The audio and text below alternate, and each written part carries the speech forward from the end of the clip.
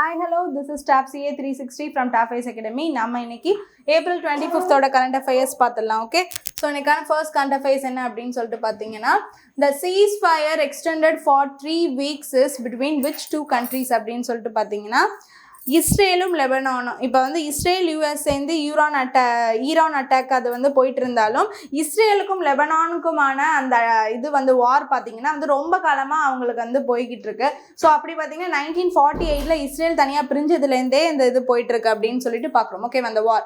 Okay, so அந்த ceasefire extension பார்த்தீங்கன்னா இப்போ வந்து முன்னாடி தான் இப்போ ஒரு 2 வாரம் வந்து 2 நாள் வந்து பார்த்தீங்கன்னா தள்ளி வைக்கிறதா சொல்லிட்டு இருந்தாங்க. இப்போ பார்த்தீங்கன்னா அது extended for the 3 more weeks அப்படின்னு சொல்லிட்டு பார்க்குறோம். So temporary ceasefire between Israel and Lebanon has been extended for the 3 more weeks அப்படின்னு சொல்லிட்டு பார்க்குறோம். அதுக்கு வந்து போத் நேஷன்ஸுமே அவங்க வந்து நெகோசியேஷன்ஸை அக்ரீட் பண்ணியிருக்காங்க அப்படின்னு சொல்லிட்டு பார்க்குறோம். அண்ட் ஆல்சோ மீட்டிங் வந்து எங்கே நடந்திருக்குன்னா வந்துட்டு வாஷிங்டனில் இந்த மாதிரி வந்து ஃபர்ஸ்ட் எவர் மீட்டிங் நேரடியாக ஒரு பேச்சுவார்த்தை பிட்வீன் வந்துட்டு பார்த்தீங்கன்னா இஸ்ரேல் அண்ட் லெபனான் அப்படின்னு சொன்னீங்கன்னா இதுதான் அப்படின்னு சொல்லிட்டு பார்க்குறோம். சரியா? So meeting held at Washington. Okay, so next, the UK law bans cigarette sales to people born after which year அப்படின்னு சொல்லிட்டு பார்த்தீங்கன்னா 2009 இருந்து வந்து பிறந்த குழந்தைகள் இப்போ வரைக்கும் இருக்காங்கன்னா அப்போ வந்து 18 வயசு வந்து கம்ப்ளீட் ஆனாதான் கண்டிப்பாக வந்துட்டு இந்த சிகரெட்டையே டச் பண்ண முடியும் அப்படின்னு சொல்லிட்டு பார்த்தீங்கன்னா யூகேல இந்த பேனை வந்து கொண்டு வந்திருக்காங்க. சரியா? ஸோ இப்போ பார்த்தீங்கன்னா யூகேலேருந்து நம்மளுக்கு இங்கே காலனைஸ் ஆனப்போ இங்கே நிறைய இந்த மாதிரி டொபாக்கோ கல்ச்சர், இங்கே சிகரெட்ஸ் எல்லாமே வந்துட்டு இங்கே ரொம்ப கூலிங்கான இடத்துல அந்த மாதிரி வந்து ஆல்கஹால் இதெல்லாம் வந்து அவங்க தான் நார்மலாக வந்து நார்மலைஸ் பண்ணது. பட் பார்த்தீங்கன்னா அதுக்கு முன்னாடி இருந்திருக்கலாம், பட் அந்த மாதிரி அதிகமாக அந்த சிகரெட் அந்த இது வந்து வந்தது. ஸோ ஆனால் பார்த்தீங்கன்னா இப்போ யூகேலேயே வந்து அவங்க ஸ்ட்ரிக்டாக வந்து 18 years கம்ப்ளீட் ஆனாதான் இது பண்ண முடியும். இன்னமும் அந்த இயர்ஸை வந்துட்டு அதிகப்படுத்துறதா வந்துட்டு சொல்லியிருக்காங்க.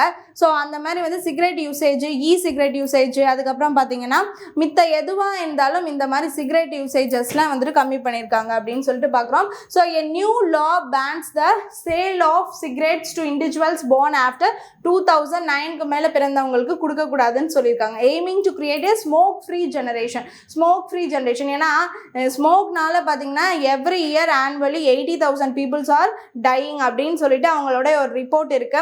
ஸோ அதனால வந்து பார்த்தீங்கன்னா இந்த மாதிரி கொண்டு வந்திருக்காங்க. And also 13% of the people from the UK are smokers அப்படின்னு சொல்லிட்டு இருக்கு.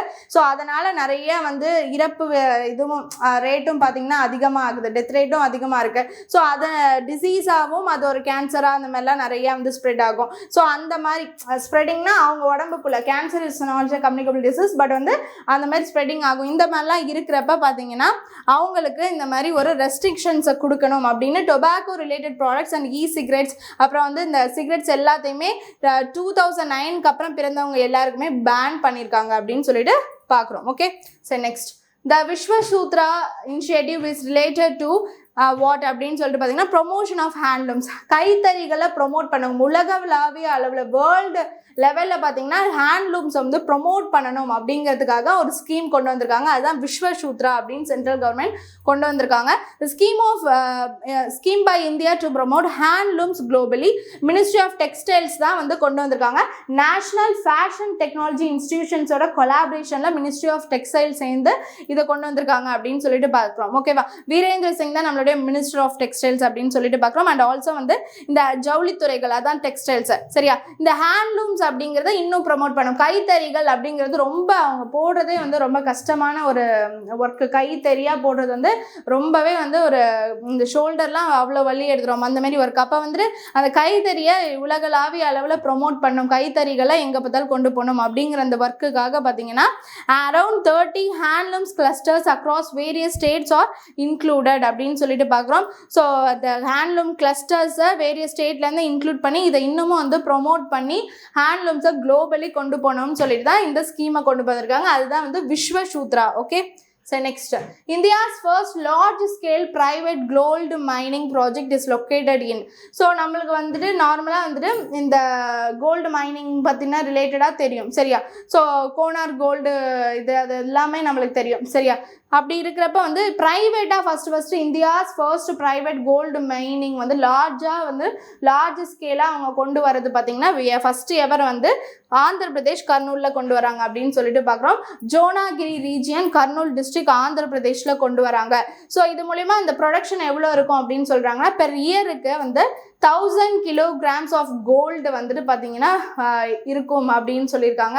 அண்ட் ஆல்சோ பார்த்தீங்கன்னா அங்கே ரிசர்வ் மட்டுமே எவ்வளோ கோல்டு இருக்குன்னு சொல்லிட்டு கேல்குலேட் பண்ண 13.1 ton ஆஃப் கோல்டு ரிசர்வ் இருக்குது அப்படின்னு சொல்லிட்டு பார்த்துருக்காங்க. And developed by private mining company, அதுதான் வந்துட்டு நம்ம பார்த்த இந்த Geo Mysore Services India Limited அப்படின்னு சொல்லக்கூடிய கம்பெனி தான் இதை பண்ணுறாங்க.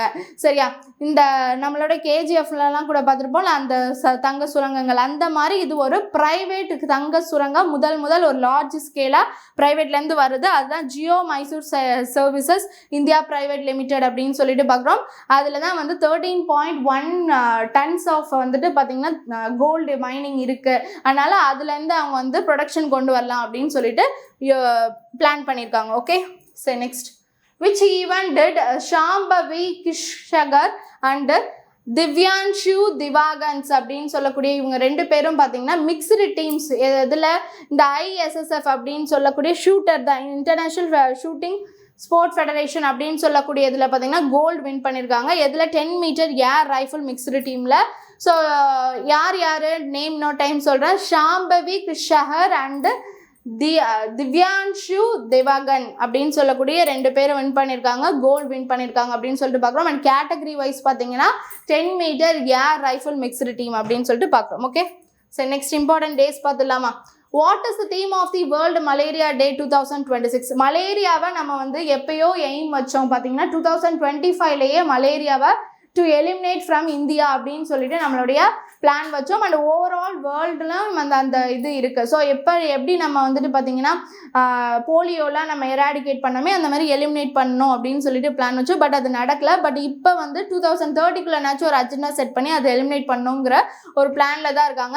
அப்படி இருக்கப்போ வேர்ல்டு மலேரியா டே அப்படின்னு சொல்லிட்டு UN சொல்லியிருக்கதா 25th April 2026. அதுதான் வந்துட்டு மலேரியான டே. மலேரியானா அதை பற்றின அவேர்னஸ் இருக்கணும். இந்த ஃபீமேல் அனோஃபிலஸ் மஸ்கிட்டோ அப்படின்னு சொல்லக்கூடிய அந்த கொசுனால தான் பார்த்தீங்கன்னா இந்த மலேரியா வந்து பரவுது அப்படின்னு சொல்லிட்டு எல்லாருக்குமே தெரியும். ஸோ அப்படி இருக்கிறப்ப அதெல்லாம் வந்துட்டு வராமல் அந்த கொசுக்கள் அந்த டெங்கு மலேரியா அந்த காய்ச்சல்கள்லாம் வருது, அதில் நிறைய இறக்குறது கூட நடக்குது. ஸோ அப்போ அதெல்லாம் வந்துட்டு அவேர்னஸாக எப்படி அந்த மஸ்கிட்டோஸில் வந்துட்டு அது அவேராக இருக்கிறது, அதை எப்படி வந்துட்டு அதுக்கிட்டேருந்து பாதுகாத்து செயல்பட்டு நம்ம வந்து மலேரியாவெலாம் வந்து எராடிகேட் பண்ணுறது அப்படிங்கிறதுக்கான ஒரு இதுதான் அவேர்னஸ் டே தான்.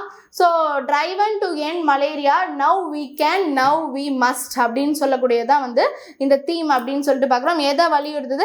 Ability and responsibility to eliminate malaria. சரியா, கொசுக்கள் அதிகமாக இது சீண்டாமல் இருக்கிற மாதிரி பார்த்துக்கிட்டாலே இந்த மலேரியாவை இது பண்ணலாம். அந்த கொசுவை ஒழிக்கிறதுக்கும் நம்ம என்ன பண்ணுவோம், அதுக்கான ஸ்டெப்பும் நம்ம எடுக்கணும். ஓகேவா? So next, International Delegates Day highlights the role of delegates in promoting அப்படின்னு சொல்லிட்டு பார்த்தீங்கன்னா April 25th தான் மல்டிலேட்ரலிசம் அப்புறம் பீஸ் அண்ட் ஹியூமன் ரைட்ஸ். டெலிகேட்ஸ்னா UN சார்பில் representatives for all the countries அப்படின்னு சொல்லிட்டு பார்க்குறோம். ஸோ அவங்க அந்த கண்ட்ரிக்காக பேசி அவங்களுக்கான என்ன இதுவோ அந்த சஸ்டைனபிள் கோல்ஸ் எல்லாத்தையுமே டெவலப் பண்ணுறதுக்காக ஒர்க் பண்ணுவாங்க. அண்ட் அவங்க கண்ட்ரீஸை பற்றி எடுத்து சொல்கிறதுக்கும் ஆஸ் அ ரெப்ரசன்டேட்டிவாக அவங்க வந்து ஒர்க் பண்ணுவாங்க. அந்த டெலிகேட்ஸ்க்கான ஒரு டேயாக தான் இந்த டே பார்க்குறோம். Crucial role of the delegates in promoting multilateralism peace and human ரைட்ஸ்க்காக எல்லாம் பண்ணுறது தான். UN வந்து எல்லா நாட்டோடையும் சேர்ந்து கண்ட்ரியோட சேர்ந்து பார்த்தீங்கன்னா பீஸ் ஹியூமன் ரைட்ஸ் மல்டிலேட்ரலிசமாக எல்லாத்துலேயும் கரெக்ட் பண்ணுறதுக்காக தான் அந்த செட்டப்பே இருக்குது. ஸோ அப்படி இருக்கப்போ அதுக்கான ஒரு என்வாய்ஸாக ஒரு தூதுவராக இருந்து செயல்படுறது தான் இந்த டெலிகேட்ஸ் அப்படின்னு சொல்லக்கூடியது. அவங்களுக்கான டே தான். ஓகேவா? சரி, next world penguin day is observed on April 25th அப்படின்னு சொல்லிட்டு பார்க்குறோம். ஸோ பென்குயின் அப்படின்னு சொல்லக்கூடியது ஒரு எப்படின்னு பார்த்தீங்கன்னா அண்டார்டிகா அந்த கோல்ட் ரீஜியனில் வந்து ஒரு எப்படின்னா ஒரு ஹேபிடேட்டே இருக்க முடியாத இடங்கள்ல இருக்கக்கூடியதான். ஹியூமன் ஹேபிடேட்ஸ் அதிகமாக இருக்க முடியாத இடத்துல தான் பென்குயின்ஸ் அதிகமாக இருக்கும். அண்டார்டிகா அந்த ரீஜியன் அந்த சவுத் போல் அதிகமாக காணப்படும் அப்படின்னு சொல்லிட்டு பார்க்குறோம். ஸோ அதோடைய ஒரு அவேர்னஸ், அதுவும் அதுக்கான ஒரு அவேர்னஸ் டே, அதுக்கும் பாதுகாக்கணும் அப்படிங்கிறதுக்கான ஒரு டே தான் வந்துட்டு வேர்ல்டு பென்குயின் டே April 25th அப்படின்னு சொல்லிட்டு பார்க்குறோம். ஓகேவா?